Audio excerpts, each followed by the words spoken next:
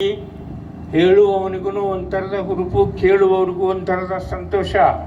ಆದರೆ ಅವರು ಪಟ್ಟಂತ ಬವಣೆ ಒಂದು ಬಹಿಷ್ಕಾರ ಅಂತೂ ಇರಲಿ, ಅದ್ರ ಬಗ್ಗೆ ಅವತ್ತು ಮಾತಲ್ಲಿ ಕಳ್ಸ್ಕೊಳ್ಳಿಲ್ಲ.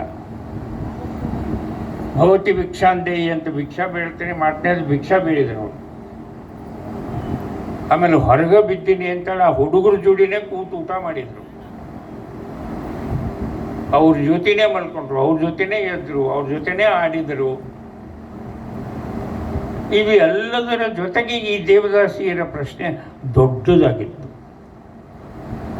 ಗಾಂಧೀಜಿಯವರ ನಂತರ ಅತ್ಯಂತ ಹೆಸರಾದ ಹೆಸರು ನೀವು ಕೇಳಿದ್ದೀರಾ, ಠಕ್ಕರ್ ಬಾಪ.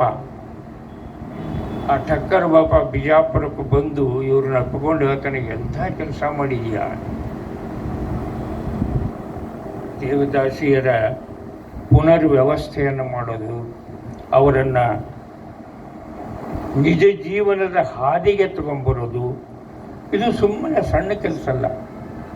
ಇವೆಲ್ಲ ಮಾಡುವಾಗ, ಇವರನ್ನು ಬೆಳೆಸುವಾಗ ಇವರಿಗೆ ಕಲಿಸ್ಬೇಕು, ಶಿಕ್ಷಣ ಕೊಡಬೇಕು. ಶಿಕ್ಷಣ ಆದಮೇಲೆ ಇವರಿಗೆ ಯಾರು ಕರೆದು ನೌಕರಿ ಕೊಡ್ತಾರೆ, ಆ ನೌಕರಿ ಕೊಡೋ ಜಾಗೆಗಳಿಗೆ ಹೋಗಿ ಅವ್ರ ಜೋಡಿ ಬಡದಾಡಿ ಇವರಿಗೆ ನೌಕರಿ ಕೊಡಿಸ್ಬೇಕು. ಈ ನೌಕರಿ ಕೊಡಿಸಿದ ನಂತರ ಇವರು ಸಂಸಾರ ಸಾಗಬೇಕಲ್ಲ, ಸಂಸಾರ ಹೆಣ್ಣು ಯಾರು ಕೊಡಬೇಕು? ಕೆಲವು ಕಡೆ ಹೋಗಿ ಇವರೇ ಆರಿಸಿಕೊಂಡು ಮದುವೆ ಮಾಡ್ಯಾರೆ, ಕೆಲವು ತಮ್ಮ ಆಶ್ರಮದಲ್ಲಿಯೇ ಇದ್ದಂಥ ಕನ್ಯೆಗಳನ್ನು, ಸೂಕ್ತವಾದಂಥ ವಧುವರನ್ನು ಹೊಂದಿಸಿ ಮಾಡಿದ್ದಾರೆ. ಅದರೊಳಗಿನವರೇ ಒಬ್ಬರು ನನ್ನ ಸ್ನೇಹಿತ, ನನ್ನ ಜೊತೆಲಿ ಕೆಲಸ ಮಾಡಿದವ ಈಶ್ವರ ಅವಧಿ. ಅವ್ನು ಕಲಿಸಿದ್ರು, ಅವನ ಮದುವೆನೂ ಸಹಿತ ಅಲ್ಲೇ ಆಶ್ರಮದೊಳಗಿದ್ದ ಒಬ್ಬ ಹುಡುಗಿಯ ಜೊತೆಗೆ ಮದುವೆ ಮಾಡಿಸಿದ್ರು. ಇವತ್ತು ಸಂಸಾರ ಮಾಡಿಕೊಂಡು ಎಂಥ ಅಪರೂಪದ ಒಂದು ಮರ್ಯಾದಸ್ಥ ಜೀವನವನ್ನು ಕಳೆದಿದ್ದಾರೆ. ಅವರ ಮಕ್ಕಳು ಮರಿಗಳು ಎಲ್ಲ ಮುಂದೆ ಬಂದಿದ್ದಾರೆ.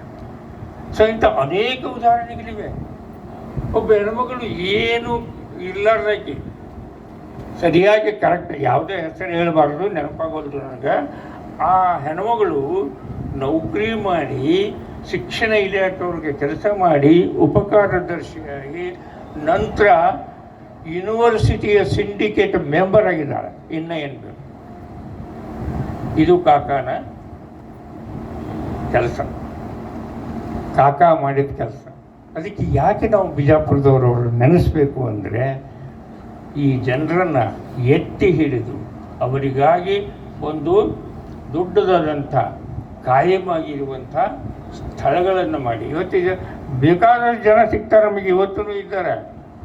ನಾನು ಈ ಪುಸ್ತಕ ಬರೆದು ಗೋವಿಂದ ಕಾರಜೋಳರ ಹತ್ರಕ್ಕೆ ಹೋದಾಗ ದಳದ ಕಣ್ಣಾಗ ನೀರು ತರ್ಕೋತಾ ಇದ್ರು. ಎಂಥ ವ್ಯಕ್ತಿ ಬಗ್ಗೆ ಬರೀತಾ ಇದ್ದೀವಲ್ಲ, ನಾನು ಮುನ್ನುಡಿ ಬರೀತೀನಿ ಅಂತ 4-5 ಪುಟದ ಮುನ್ನುಡಿ ಬರೆದಿದ್ದಾರೆ ತಮ್ಮ ಅನುಭವಗಳನ್ನು. ಶಂಕರಾನಂತ ಸೆಂಟ್ರಲ್ ಗೌರ್ಮೆಂಟ್ ಮಿನಿಸ್ಟರ್ ಇದ್ರು, ಗೊತ್ತಾ?